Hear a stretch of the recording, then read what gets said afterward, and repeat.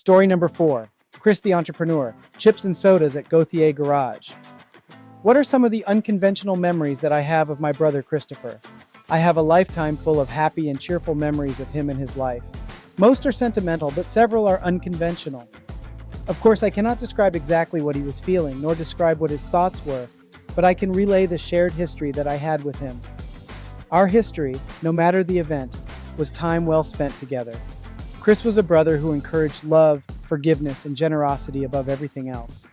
These, in a nutshell, are some of his traits that I hold most dear in my memories of him. Let me describe what I observed as his little brother from the sidelines, okay? What about Hostess potato chips and Coca-Cola? Let me explain.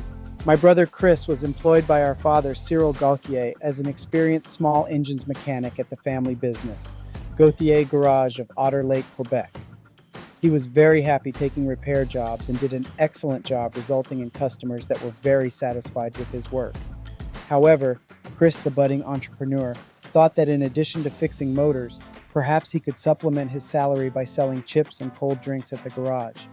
He knew that there was interest because many clients often asked if Dad sold drinks or snacks. Chris' venture started when he acquired an old Coca-Cola vending machine from our great uncle. Now that he had a place to chill the drinks, he decided to contact the Coca-Cola company in Renfrew, Ontario, to see if he could start selling bottled pop for them as their agent. He also contacted the local Hostess distributor and arranged that they as well would start delivering savory snacks, like potato chips and peanuts, to be sold at Dad's garage. Within weeks, the drink cooler got cleaned, installed, and filled with bottles. Then the potato chip rack got installed and loaded up with bags of snacks. For prominent customer viewing, the drink cooler and chip rack were strategically placed behind the service desk at Gauthier Garage. Weekly, if I remember correctly, the Coke delivery truck and the Hostess chip truck would make regular pit stops at home to deliver new bottled drinks and salty snacks for Chris' emerging side business. I have very good memories of Chris taking good care to ensure that he kept accurate purchase and sales records for his little side business.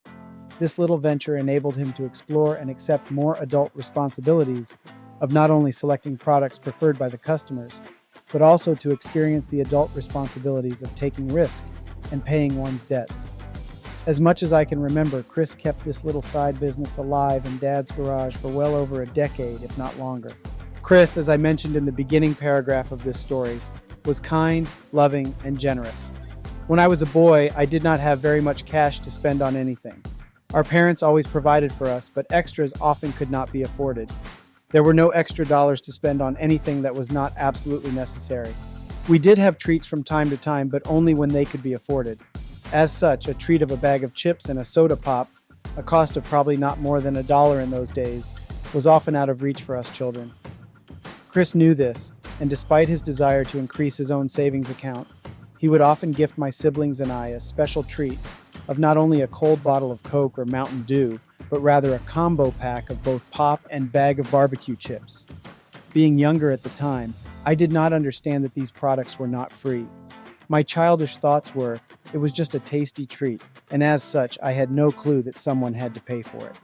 It was dear Chris who bought us these treats from his meager profits earned from chip and drink sales.